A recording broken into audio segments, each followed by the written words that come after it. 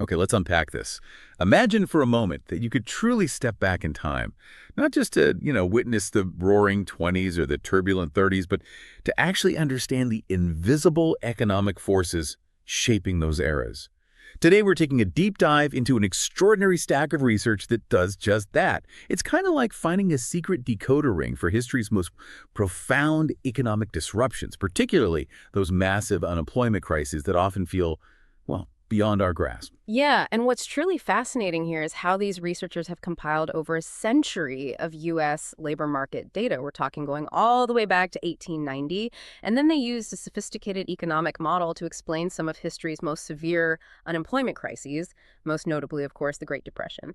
So our mission today is to really extract the most important nuggets, how they painstakingly built this historical picture, what their model reveals about such dramatic periods, and ultimately what these insights mean for us today. We're basically connecting those long-lost historical dots with cutting-edge economic theory. And when we say a century of data, we're not talking about just glancing at old headlines, right? We're talking about digging into the granular details, unemployment rates, job vacancies, even labor productivity.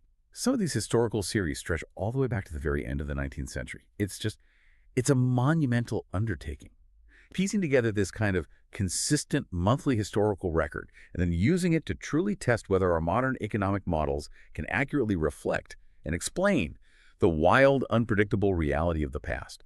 It's about making numbers from decades ago speak a clear, coherent story. Before we even get to the profound why behind economic crises, you really have to appreciate the how.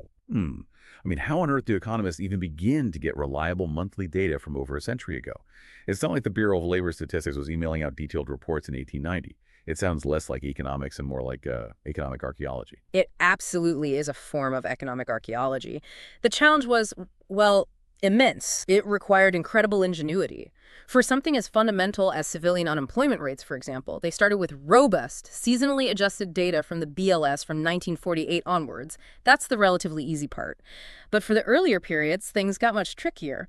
For 1930 to 1947, they had to employ the sophisticated statistical technique called the Denton proportional first difference procedure. Okay, Denton procedure. What does that actually do? Well, think of it this way.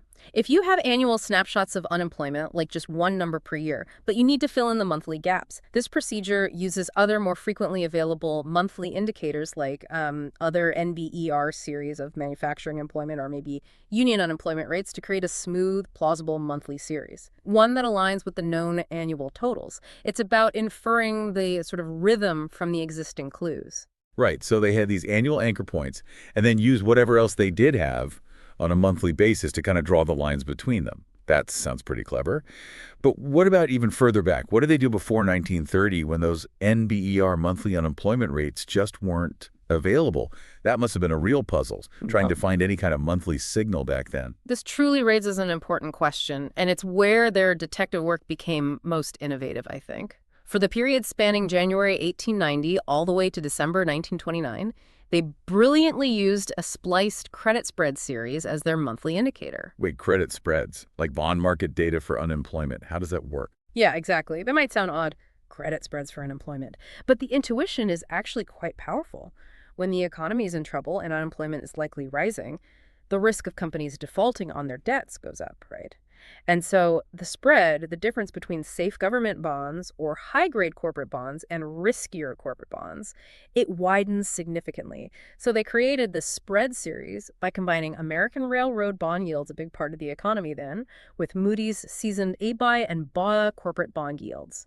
They had to carefully stitch them together across different historical periods to create an uninterrupted monthly signal stretching all the way back to 1890. It's a really clever way to infer the pulse of the labor market from, the fever chart of the financial markets. That's fascinating. And they applied this meticulous multi-source approach for both civilian and private non-farm unemployment rates. Correct. Because distinguishing between government jobs, farm work, and the core private sector economy is pretty crucial for understanding the underlying economic health. Yes, exactly. For private non-farm unemployment, they followed a very similar Denton procedure for that 1890-1947 period. Again, using that cleverly constructed spliced credit spread and then later the NBER unemployment series as our monthly indicators. From 1948 onward, like with the civilian rate, they were able to calculate it more directly using BLS data. Basically, taking civilian unemployment and subtracting out farm and government employment from the civilian labor force. It's a complex, multi-layered calculation, but it's designed to isolate the private non-farm sector, which, as you said, is often seen as the real engine of the economy. It gives a clearer, maybe untainted picture of joblessness in that vital segment. ###B, revealing historical unemployment trends. Okay, here's where it gets really interesting for me. When you take all these painstakingly constructed series and finally plot them on a graph, what immediately jumps out at you? I imagine the chart must tell a pretty dramatic story, especially when you compare different eras side by side. Oh, absolutely. The most striking feature, undeniably, is the sheer extraordinary scale of unemployment during the Great Depression. The numbers are truly stark, almost unimaginable to us today. From 1931 to 1939, the average civilian unemployment rate was a staggering 14.8%. That's the average for nearly a decade. And it peaked at an astonishing 25.5% in July 1932. 1 in 4 people out of work. Wow. And to put that in perspective, from 1951 to 2017, that's nearly 7 decades of more modern data, the mean unemployment rate was only 5.8%, and it never went above 11% in that entire period. So the magnitude of the crisis in the 1930s wasn't just higher, it was like in a completely different league, a truly unparalleled period of joblessness. And if you just focus on that private non-farm sector, which, as we discussed, might be a more direct reflection of core economic activity, Yeah. it was even worse, wasn't it? Really reflecting the depth of the crisis in factories and businesses. Indeed. The average private non-farm unemployment rate during the Great Depression was an even more alarming 21.2%. And it hit an astonishing peak of 35.5% in July 1932. More than 1 in 3 private sector workers without a job. These aren't just big numbers. These are massive, sustained dynamics of joblessness, completely absent in the post-1951 sample. It really speaks to a fundamental systemic breakdown in the economy's ability to absorb workers during that era, a scale of unemployment that profoundly reshaped society. So what does this all mean for the overall statistical picture of unemployment across this full century?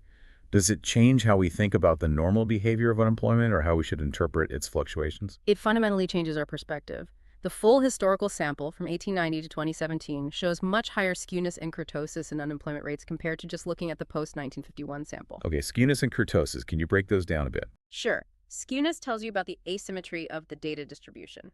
High positive skew means there's a long tail stretching towards higher values, those extreme unemployment peaks. Kurtosis is about the tailedness and peakedness.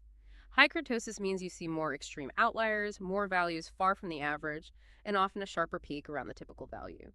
So here, the historical data has a skewness of 2.3 versus only a 0.6 in the post-war period, and kurtosis is 11.1 versus just 3.1. What this tells us is the distribution of unemployment rates isn't just a simple bell curve, it's highly skewed. It has this long, fat tail representing those incredibly severe crises like the Great Depression. This means the median unemployment rate, the middle value, is actually a much more typical value than the mean or average for the entire historical period. Because those extreme rare highs, the crises, pull the average up significantly. The crises aren't just outliers, they fundamentally warp the statistical landscape. ####C. Tracking job vacancies over a century. So we have this picture of extreme unemployment, these huge peaks. But it's not just about who's looking for work. It's also about who's offering it. If you have extremely high unemployment, you'd intuitively expect very few job openings, right? How did these researchers manage to track job vacancies over such a long, disparate stretch of time? Especially since help-wanted ads weren't always standardized or even centrally collected back then. That's another monumental data challenge, absolutely. And they tackled it with a similar multi-source splicing approach. Very painstaking work. For the most recent period, from 2000 to 2017, they used the gold standard, seasonally adjusted total non-farm job openings from JOLTS, the Job Openings and Labor Turnover Survey. That's reliable. Before that, as the economy moved more online from 1995 to 2000, they used a composite print and online help wanted index developed by Barnashon. Then, going back further, from 1951 to 1994, they relied on the Conference Board's Help Wanted Advertising Index, which is a well-known historical series. And going even further back, from 1919 to 1950, they turned to the Metropolitan Life Insurance Company, or MetLife Help Wanted Advertising Index from the NBER Macro History Files. And that series itself required careful seasonal adjustment. So each of these series, covering different technological eras of job searching, had to be meticulously stitched together to form a coherent, continuous historical record. Wow. And how do you convert those raw numbers of job openings or, column inches of help-wanted ads into a meaningful vacancy rate? You need to compare them to the size of the overall labor market, right, to understand its relative tightness or slackness. Precisely. You need that denominator. To get a true vacancy rate, you need a consistent labor force series spanning the same period. For 1948 to 2017, they used the monthly civilian labor force from the Current Population Survey, the CPS. That's standard. For the much earlier period, from 1890 to 1947, they again turned to Weir's annual civilian labor force series. And just like with unemployment, they interpolated that to monthly data using the Denton procedure and then carefully spliced it to the CPS series in 1948. So dividing their aggregated vacancy series by this comprehensive historical labor force series finally gives us these long historical vacancy rates. That allows for, apple-to-apples comparisons across decades. So once they had these vacancy rates, what did they reveal about the historical labor market? Did they show similar dramatic swings as unemployment, or was it a different story? Well, the average vacancy rate in the full sample was around 3.1%. Interestingly, while unemployment showed those massive swings, the nonlinear dynamics in vacancy rates themselves were actually somewhat more muted, less volatile on their own. However, the labor market tightness, that crucial ratio of vacancies to unemployment, tells a different, more dramatic story. Its quarterly volatility was 37.9% in the historical sample. That's almost 50% higher than the 25.6% in the post-war sample. Okay, so the ratio was much more volatile, even if vacancies alone weren't quite as wild as unemployment. Exactly. It implies that the relationship between job seekers and job openings, that dynamic interplay, was far more intense and volatile in the past. We also see some really extreme tightness levels during specific periods, like World War II, where tightness reached almost seven job openings for every unemployed person in October 1944. Yeah. There's also a high of 4.9 in January 1919, possibly reflecting the aftermath of World War I demobilization, though the researchers do caution about potential sampling deficiencies in the earliest MetLife data. Fewer newspapers covered back then. So we're uncovering these rich patterns, but always with an awareness of the challenges and potential limitations of very old historical data. #TAG#D. Unpacking labor productivity. Finally, let's talk about labor productivity, basically. How much output an economy generates per worker hour or per worker? That's a truly fundamental measure of an economy's efficiency and health, isn't it? How is that constructed over such a long span, especially given how incredibly different industries and technologies were a century ago? I mean, think about the shift from farms to factories, then to service economies. You've hit on a crucial point about its importance and, its complexity. Labor productivity is essentially the ratio of private non-farm real output over private non-farm employment.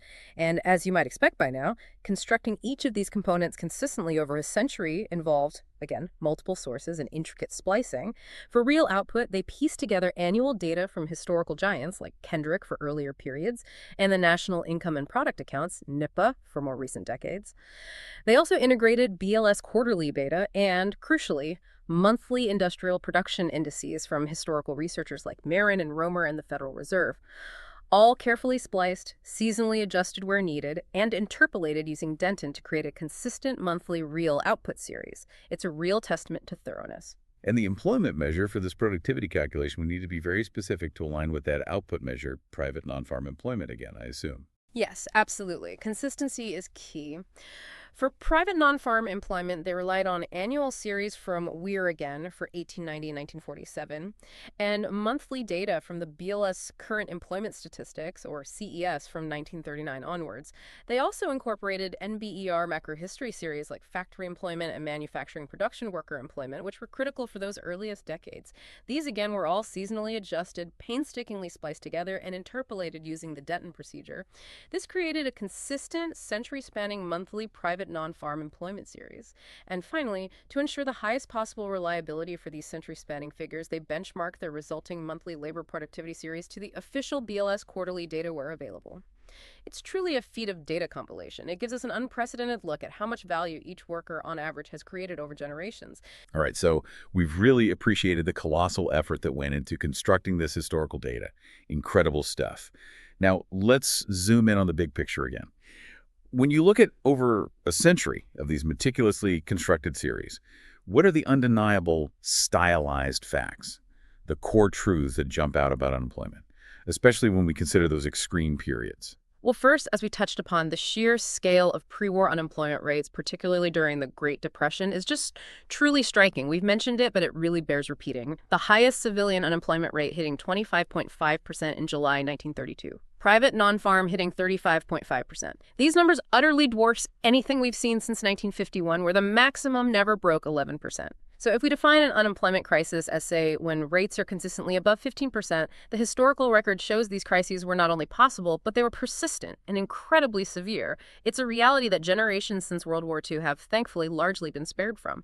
It's a stark reminder that what we might consider normal today is just one chapter in a much longer, much more volatile story. Right. So it's not just that these kinds of extreme unemployment events could happen, but they did happen, and with incredible severity. What does the data tell us about how frequently these crises occurred? And crucially, once an economy fell into one, how long did it typically last? Was it like a quick plunge and rebound, or something much more prolonged and grinding? To quantify this, the researchers used a clever statistical tool called a three-state Markov chain. Think of it like a weather forecast for the economy, but instead of predicting sun, clouds, or rain, it predicts good, bad, or crisis states, with crisis specifically being defined as unemployment rates above 15%. They estimated that the unconditional probability, the overall chance of experiencing an unemployment crisis, was about 2.93% for civilian unemployment across the entire 1890-2017 sample. Okay, about 3% chance overall. But here's the critical part. It's persistence. This is the probability of a crisis continuing into the next period, given you're already in one. For civilian unemployment, this was a very high 91.11%, and it was an even higher 95.36% for private non-farm unemployment. Wow, over 90% chance of staying in a crisis once you're in one. Exactly. This means once you're in a crisis, you are overwhelmingly likely to stay there for a prolonged, painful period. It wasn't a quick dip and rebound, it was more like economic quicksand. Very hard to get out of. Hashtag tag B, the muted dance of vacancies and the shifting beverage curve. So unemployment swung wildly, especially during the Depression, and was incredibly persistent like quicksand. How did job vacancies behave during these periods of incredibly high unemployment? Was it an equally dramatic swing in the other direction, or a more subtle dance? Well, in contrast to those dramatic swings in unemployment, the nonlinear dynamics in vacancy rates themselves were actually more muted. They were less volatile on their own terms. The quarterly volatility of vacancy rates was 17.2% in the 1919-2017 sample, which is only slightly higher than the 13.5% observed in the post-1951 sample. So not that much more volatile. However, as we noted before, when you look at the labor market tightness, that ratio of vacancies to unemployment that tells a much more dramatic story, its quarterly volatility was much higher, 37.9% in the historical sample, almost 50% higher than 25.6% in the post-war sample. This implies that even if vacancy rates themselves weren't swinging quite as wildly, their relationship to unemployment, that dynamic interplay, was far more intense and volatile in the past. Right. And what of the beverage curve, that classic economic relationship which normally shows unemployment and vacancies moving in opposite directions? High unemployment means low vacancies and vice versa. Did that relationship hold true historically, or did it look different during these extreme periods? Did it break down? That's a great question. If we connect this to the bigger picture, the U.S. beverage curve was notably flatter in the historical sample than in the post-war period. The unemployment vacancy correlation was medical 0.79 historically, compared to a stronger medical 0.92 post-war. A lower number means a weaker inverse relationship. So flatter means that even big swings in unemployment didn't correspond to equally big swings in vacancies. Sort of. Visually, if you plot them, the scatter points show a clear convex shape, which is consistent with the idea that it takes time to match workers to jobs, these matching frictions. But the pre-1951 sample shows much more dramatic movements along that curve. When unemployment rates exceeded 20% in the Great Depression, vacancy rates were incredibly low, below 1%. That pulls one end down hard. Conversely, during World War II, when unemployment was below 1%, vacancies soared above 6%. That pulls the other end up high. The Great Depression, with its incredibly high unemployment and persistently low vacancies, undeniably flattened the overall historical curve. And interestingly, the 2007-2009 Great Recession actually aligned quite well with this historical beverage curve, not the steeper post-war one, which suggests maybe some of these older, flatter patterns might still hold relevance in modern severe downturns. So if we compare the second moments, essentially the volatilities, how much things tend to fluctuate in the labor market across these long historical periods versus just the post-war era? What's the big takeaway about how much the economy bucked and swayed? Was it a smoother ride recently or a much wilder one back then? The big takeaway is unequivocally that the historical sample reveals a much, much more volatile labor market, no question. The volatility of civilian unemployment rates was 25.8% from 1890 to 2017. That's more than double the 12.6% seen in the post-1951 sample. Similarly, labor productivity volatility was 3.9% historically, which is more than 3 times the 1.2% in the post-war sample. This indicates periods of much greater fluctuation in output per worker, meaning the economy was experiencing far more intense booms and busts in its core efficiency. Now, the researchers do prudently note, however, that the early labor productivity data likely contain a fair amount of measurement error. So we should interpret those earliest figures with, a slight degree of caution. But the overall picture of heightened volatility remains crystal clear. So, a much wilder, more unpredictable ride in the past than what we've become accustomed to in recent decades. It powerfully highlights that the relative economic stability we've largely experienced post-World War II isn't necessarily the historical norm, maybe shouldn't be taken for granted. And beyond just the raw volatility, the persistence of these crisis states is truly critical for understanding their deep societal impact. We talked about that 90+% figure. When the economy entered a crisis, again, defined as unemployment rates at or above 15%, it tended to stay there for an extended, often agonizing period. For civilian unemployment, the probability of remaining in that crisis state was a staggering 91.1%. For private non-farm unemployment, even higher at 95.4%.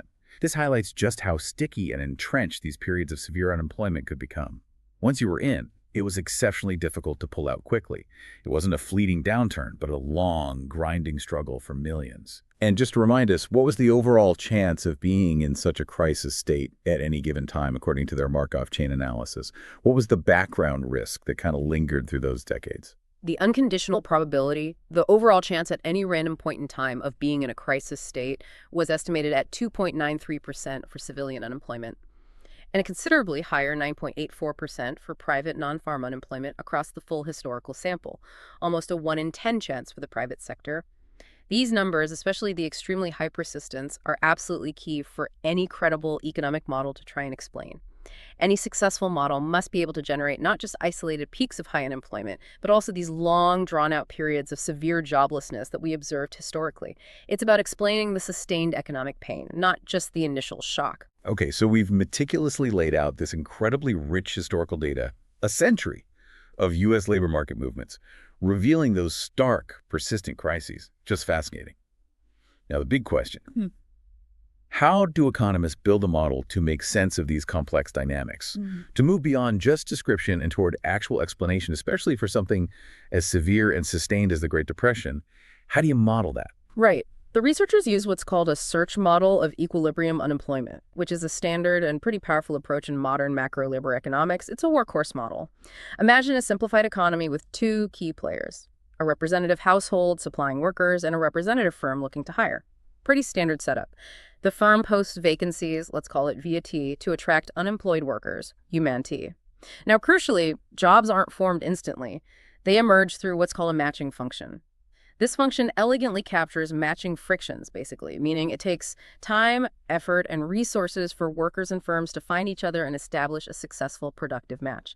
It's not a perfectly frictionless market like in some simple models. So it's not instantaneous, like if there's a job opening and an unemployed person, they don't just magically connect. It takes a process, which makes a lot of intuitive sense, especially in a large, diverse economy like the U.S. with different skills and locations. Exactly. The model defines something called labor market tightness, the FEAT, as the ratio of vacancies to unemployed workers, VTUT. This ratio is crucial because it directly influences two key probabilities: how quickly an unemployed worker finds a job, that's the job finding rate, and how quickly a firm fills an open position, the vacancy filling rate. Firms also incur costs to post vacancies, maybe both a proportional cost for each vacancy and a fixed cost, which can represent everything from advertising expenses to initial screening time. And critically, existing jobs are destroyed at some constant rate, let's call it cease. This represents natural turnover, whether due to companies shrinking, automation, or workers simply moving on for other reasons. Then labor productivity, XT, which directly drives the output and profitability of these jobs, is a key driving force in the model. And its logarithm follows an autoregressive process, meaning shocks of productivity, good or bad, can persist over time, causing ripple effects through the entire labor market. Now, the paper talks about credible bargaining as a core component of this model. Most models, when they talk about wage setting, use something called Nash bargaining. What makes this credible bargaining different, and why is it potentially so important for understanding these historical crises? This feels like where it gets really interesting, because it goes to the heart of how wages are determined, which seems central. This is indeed where the model takes a critical and I think insightful turn. You're right, most standard models use Nash bargaining.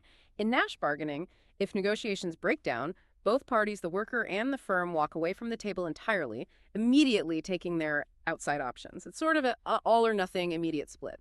But this paper uses the Hall and Milgram framework of credible bargaining, which, as the name suggests, is arguably more realistic and nuanced about how actual negotiations often proceed. Here, disagreement doesn't necessarily mean abandoning the negotiation altogether. It usually just means another round of counteroffers. Think haggling. Outside options like remaining unemployed for the worker or searching for a new worker for the firm are only taken when bargaining breaks down altogether, which happens only with a certain probability. Let's call it delta. So the threat of leaving the table is always there, but it's not the immediate, automatic outcome of every minor disagreement. There's a process of give and take. Delay is possible. Okay, so the workers and firms' outside options are different in this setup because the default isn't always to just walk away immediately. It sounds like there's more at stake in the negotiation itself, more reason to stick with it, perhaps. Yes, exactly. The worker's outside option during a negotiation is still the flow value of unemployment, be you think unemployment benefits or the value of leisure. For the firm, if they can't agree in a given round, their immediate option isn't necessarily walking away. It might just be waiting for the next round, hoping the worker accepts. If they eventually walk away, their outside option is zero profit from that specific match, and they resume searching. Now, during a round of alternating offers, the worker still receives B, but the firm incurs a delaying cost, represented by triad, for the time spent not producing, representing lost profits from that potential match. The crucial part is that the equilibrium wage, is determined by the firm's initial offer, which the worker in equilibrium accepts immediately. So that delaying cost is never actually paid. However, its potential, the threat of that cost, if the worker rejects and delays, is what shapes the negotiation and ultimately influences the final wage agreement. It's a bit like a game of chicken, where the potential cost of waiting, of delaying, shapes the agreement reached up front. And how does this more nuanced negotiation process, with the potential for these delaying costs of breakdowns, ultimately impact the wage itself? Does it make it more flexible or maybe more rigid in response to overall economic conditions? That's the key outcome. The equilibrium wage, WT, increases with the flow value of unemployment naturally, reflecting the worker's fallback position. It also increases with the worker's potential surplus for making a counteroffer and with the job separation rate, because a shorter expected job duration means workers need a higher wage up front. Intriguingly, it also increases with the job finding rate, meaning better labor market conditions, higher tightness could theoretically drive up wages. But, and this is the critical insight, this impact of market tightness on wages becomes negligible, almost disappears, if the probability of bargaining breakdown is very low. This insulation of wages from aggregate labor market conditions, meaning wages don't react as much as one might expect to the overall state of the market, like high unemployment is a key feature. It's something standard Nash bargaining often misses. And it's absolutely central to the model's ability to explain the persistence of these historical crises. Wages become sticky. Hashtag busy. Institutional roots of wage inertia. This credible bargaining approach, with its potential for insulated, sticky wages, sounds more complex than simple supply and demand, but also maybe more realistic given the messiness of real-world negotiations and institutions. Why is it particularly well-suited for explaining something as unique and severe as the Great Depression? If we connect this model feature to the bigger historical picture, the researchers argue that credible bargaining is a more appropriate modeling device than Nash bargaining for the Great Depression era, precisely because of compelling historical evidence.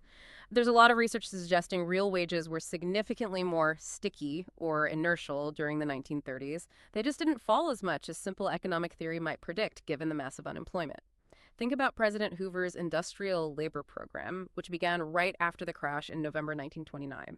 He explicitly requested firms not to cut wages and even encouraged them to raise them, with labor unions agreeing not to strike in return. This was a direct institutional attempt to prevent wage deflation. Similarly, many of the 1933 New Deal policies, like the National Industrial Recovery Act, NIRA, involved setting industry codes that often limited competition and, crucially, significantly increased labor bargaining power. This contributed to wages and prices rising and remaining high in covered sectors, despite the ongoing deep recession. So wages weren't just responding to abstract market forces in a textbook way back then. There were significant political, social, and institutional interventions actively influencing their behavior.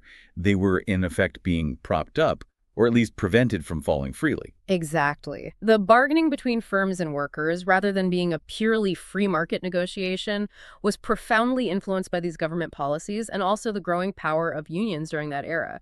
This effectively insulated wages, to use the model's term, from the rapidly deteriorating labor market conditions. This wage rigidity, where wages don't fall as much as they should during a severe downturn, creates a situation where firms face higher real labor costs than they otherwise would. This higher cost fundamentally discourages hiring and job creation, making unemployment worse and potentially prolonging the crisis. This precise mechanism of wage insulation and its macroeconomic consequences is what the credible bargaining framework is uniquely designed to capture. That makes it an incredibly powerful tool for analyzing that historically anomalous period. Okay, so we have this sophisticated model powered by the idea of credible bargaining, which allows for sticky wages, and we have this painstakingly assembled century of historical labor market data. The next step is crucial. How do they tune this model? How do they set its parameters to see if it could actually recreate these historical events, especially the extreme ones? Did they just tweak it until it matched the Great Depression? Or was the process more rigorous? That's a key point. They adopted a very deliberate and I'd say conservative calibration strategy. They specifically avoided fitting the model directly to the highly volatile pre-war data. Instead, they targeted the mean and volatility of post-war civilian unemployment rates. From 1951 onwards, this is a really important choice. Post-war data is generally considered much higher quality, less prone to measurement error, and it's widely understood and accepted in existing economic literature. Their reasoning was clear. Calibrating to the more volatile pre-war data would have only strengthened the crisis dynamics in the model. It would have almost guaranteed success in explaining crises. But they chose a more cautious approach to avoid any appearance of overfitting, just to explain the extreme events. They wanted to see if a model grounded in normal times, the post-war era, could still naturally generate and explain the abnormal crises of the past. That makes a lot of sense. Start with what you understand well, the reliable data from recent history, and then see if that same framework can still explain the more mysterious, distant past without forcing it. What were some of the key parameters they set, and how did they justify those choices? You mentioned some earlier. Right. They used pretty standard values for parameters like the time discount factor, beta, which reflects how much we value the future, set at 0.99 to the power of one-third for a quarterly model. Labor productivity persistence, Giro, was 0.95 to the power of one-third, meaning productivity shocks linger for a while. They set the conditional volatility of labor productivity, sigma, to 0.000635, specifically to match the observed post-war labor productivity volatility of 1.2%. So that's tied to data. The job separation rate, representing natural churn, was set at 3.5% per month based on average total non-farm separation rates from modern JOLTS data. The elasticity parameter in the matching function, iota, describing matching efficiency, was 1.25, well within a standard range used in the literature. Then, critically, for the credible bargaining framework, the flow value of unemployment was 0.71, meaning being unemployed is valued at 71% of being employed, reflecting benefits and leisure. The probability of bargaining breakdown delta was set to 0.1 10% chance, and the firm's delaying cost was 0.25. These specific values were taken directly from Hall and Milgram's foundational work on credible bargaining. Finally, the recruiting costs, Capal and Copper One, were then carefully tuned or calibrated to make the model match two key post-war targets. The average unemployment rate, 5.83%, and its volatility, 12.6%. So it's a precise setup, designed to be consistent with the most reliable modern data using standard values where possible and borrowing credible bargaining parameters from the source literature. Okay, so once calibrated to these post-war normal conditions, how did the model actually perform when compared to the full sweep of historical data, particularly when distinguishing between normal periods and those dramatic crisis periods? Could it replicate the larger swings and the persistent nature of those historical downturns we talked about? The model was put through a rigorous test. They simulated it thousands of times, 25,000 artificial samples, each the length of the full historical period, about 1,536 months. They then split these simulated histories into non-crisis and crisis groups based simply on whether the maximum unemployment rate in a given simulated history exceeded 15%. In the non-crisis periods, the model successfully matched the 12.6% unemployment volatility of the post-war data, which, remember, was one of its calibration targets, so that's expected. Labor market tightness volatility at 27% in the model was also quite close to the actual post-war data's 25.6%. That's good. However, the model's vacancy volatility, 16.8%, slightly overshot the actual data, 13.5%, and the unemployment vacancy correlation in the model, 0.68, was lower in magnitude than the data's strong 0.92 correlation. So it wasn't a perfect match on every single metric, but it did capture the broad strokes of the normal periods reasonably well. Okay, and during the simulated crisis samples, these are the real assets acid test of its ability to explain those severe historical events, right? Did it manage to produce those dramatic, historically high numbers we saw earlier, even though it was calibrated in more moderate post-war data? All right, this is key. In the crisis samples generated by the model, it predicted an unemployment volatility of 15.6%. Now, this was indeed higher than the volatility in its normal periods, 12.6%, showing the model could generate extra volatility. But it still fell short of the 25.8% volatility seen in the full historical data, which includes the truly extreme Great Depression. This shortfall isn't entirely surprising because the model's underlying labor productivity volatility was deliberately calibrated only to the lower, more stable post-war levels, not the more turbulent historical series. It wasn't fed the historical volatility. Crucially, though, the model also predicted that the unemployment vacancy correlation would drop in magnitude during crises, falling from -0.68 to -0.6 in the simulations. This drop implies a flatter beverage curve in crisis samples, which is entirely consistent with what we observed in the actual historical data. So even if the model's precise magnitudes for these correlations were generally a bit lower than reality, it captured the direction and the qualitative shift of the change in that relationship during crises. That's a significant achievement.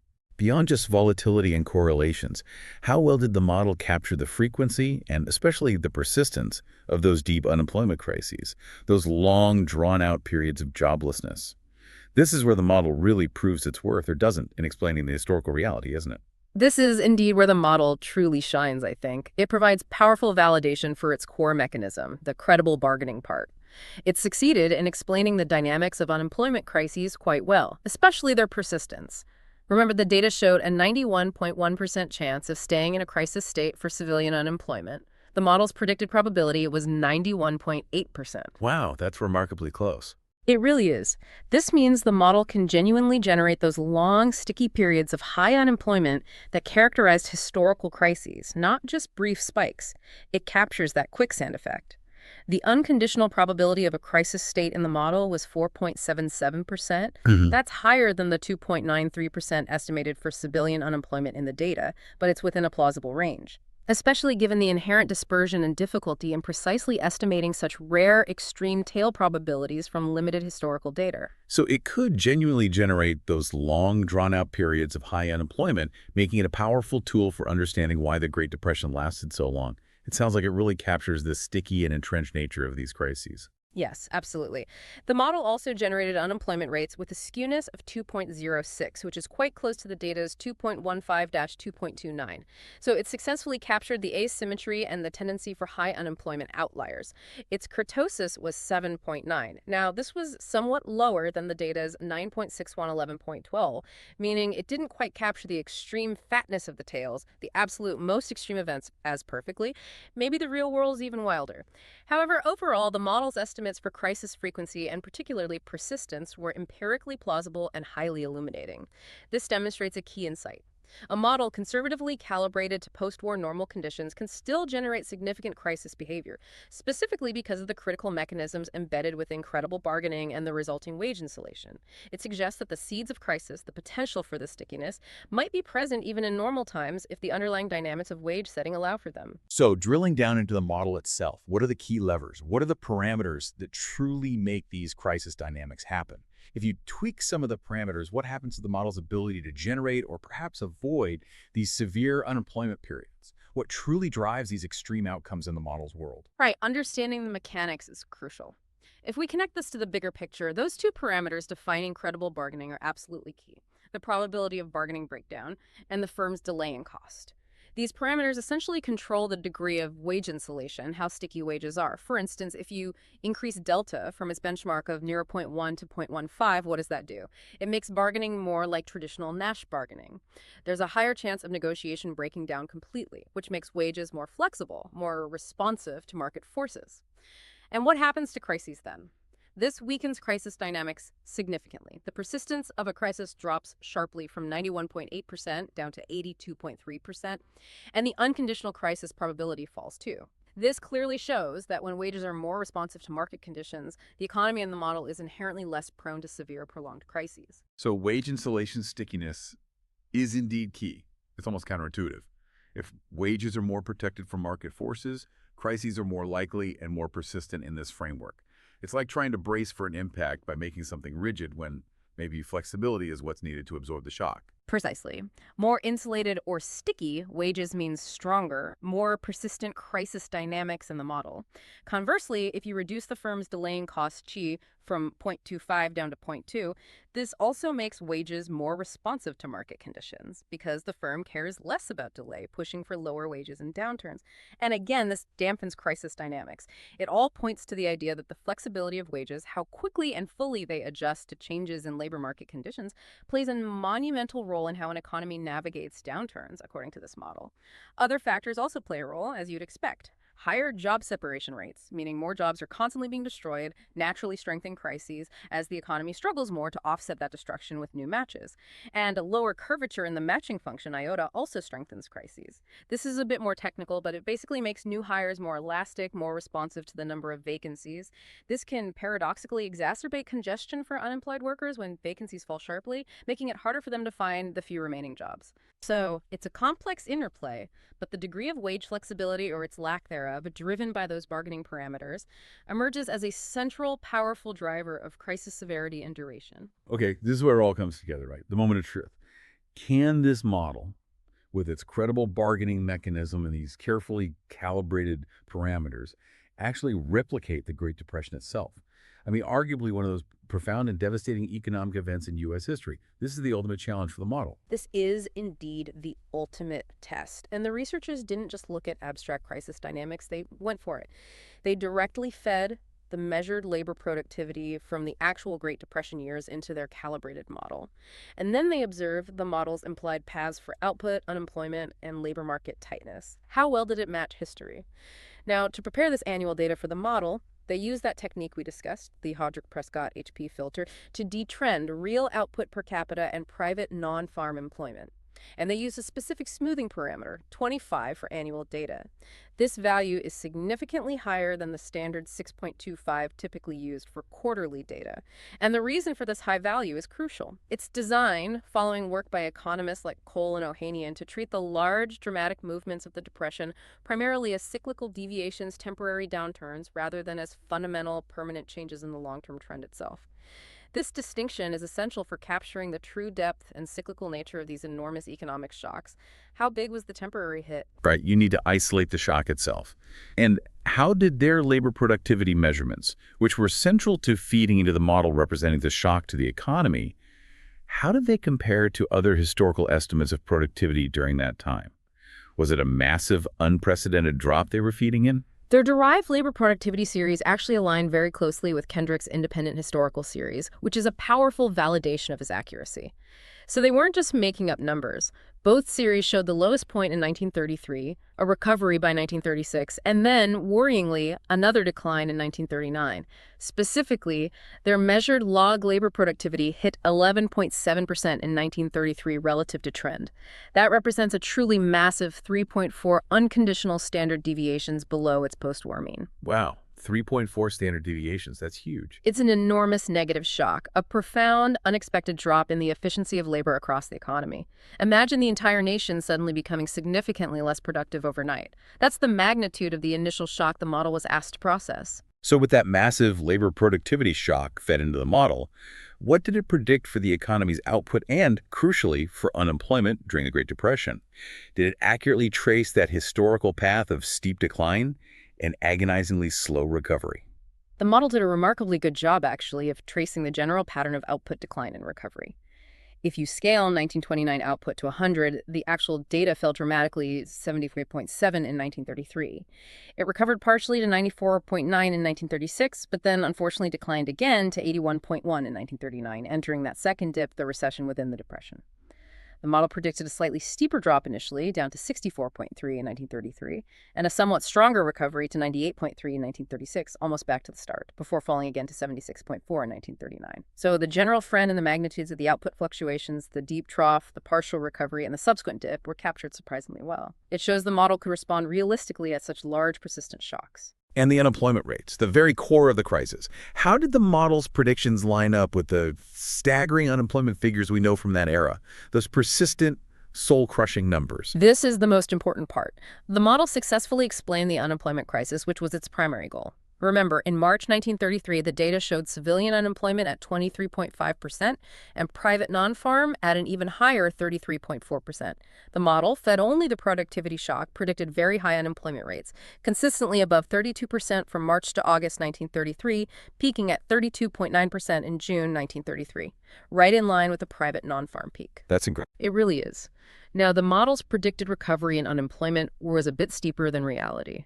It showed rates in the 5.6–8.8% range in 1936, whereas the actual data still showed 9.2–11% unemployment. But crucially, both the model and the data showed persistently high unemployment rates continuing after 1936. That persistence of joblessness, rather than a rapid return to normalcy, is a critical feature of the Great Depression. And this demonstrates the model's power to generate not just the initial severity of the crisis, but also its long, drawn-out nature, even if the recovery pace wasn't matched perfectly. That's incredibly impressive that a model calibrated to more normal post-war data could still hit those extreme highs and capture the sustained nature of the downturn just from the productivity shock. Yeah. Was there anything the model struggled with when trying to replicate the Great Depression-specific dynamics? You mentioned tightness earlier. Yes. The main weakness, as you noted, was the persistence of labor market tightness. While the actual data showed persistently low tightness, very few vacancies relative to the huge number of job seekers throughout the 1930s, the model predicted a noticeable spike back up towards 1929 levels in 1936, before falling back down later. That spike in 1936 didn't really happen in the data.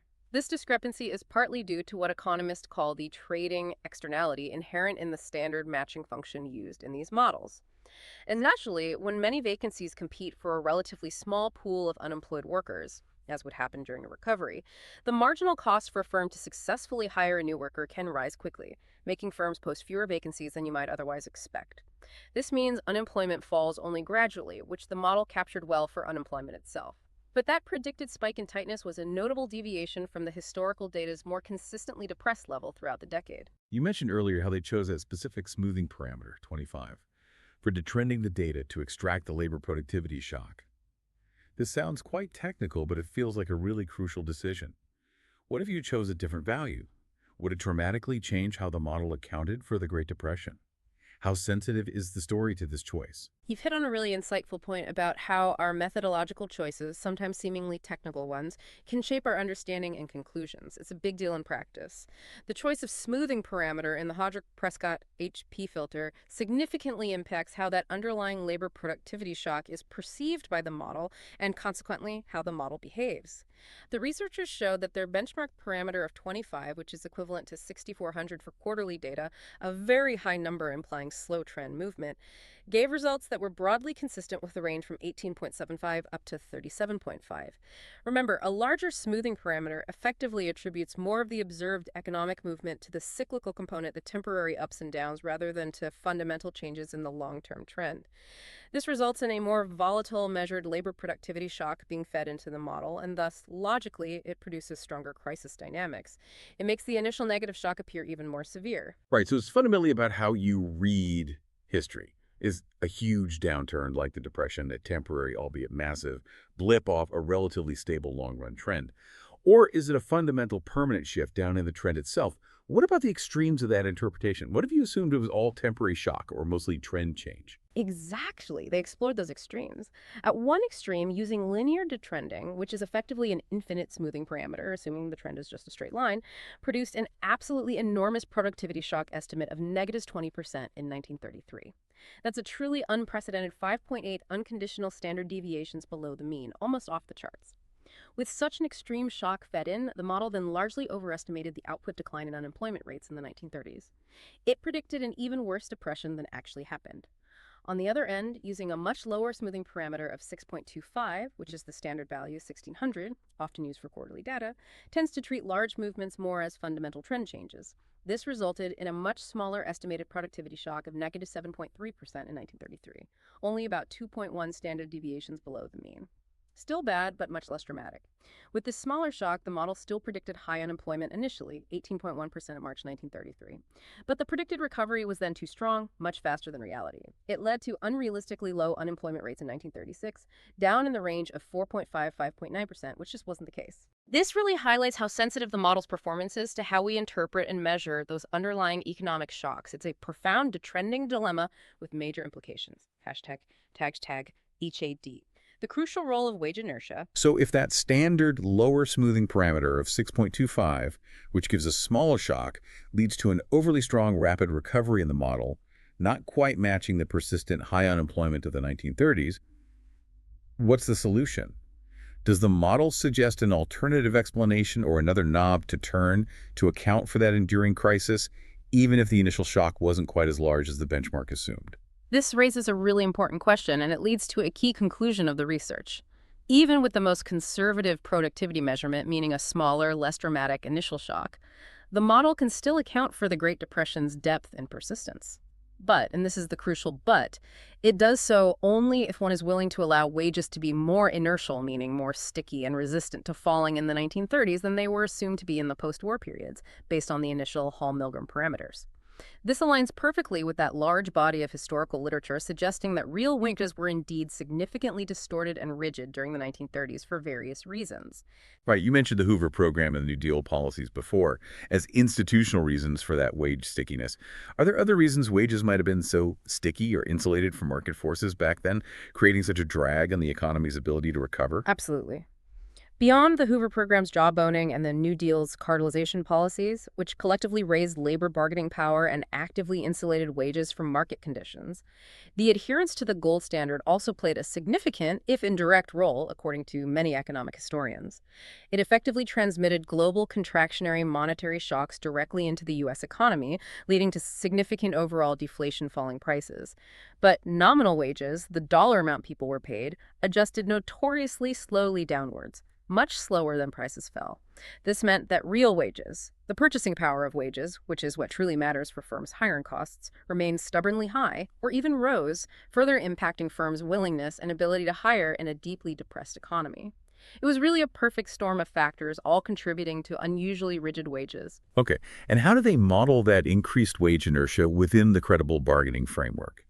What specific changes did they make to those parameters we discussed earlier, delta and chi, to capture that distinct historical reality of the 1930s? In the model, they captured this idea of excessive wage inertia by adjusting the two key parameters for credible bargaining, just slightly.